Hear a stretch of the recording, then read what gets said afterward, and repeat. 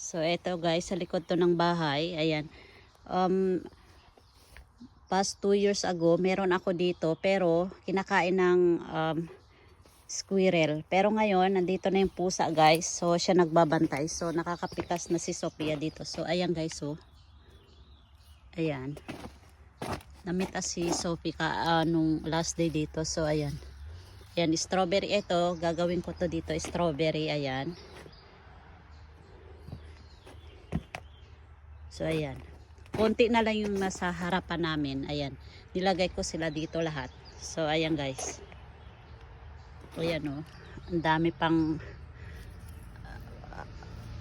mga namumunga yan. So ayan guys. Ito yan. Ayan o. Hinog na yan. Pa-harvest ko kay Sophie mamaya. So ayan. Thank you for watching.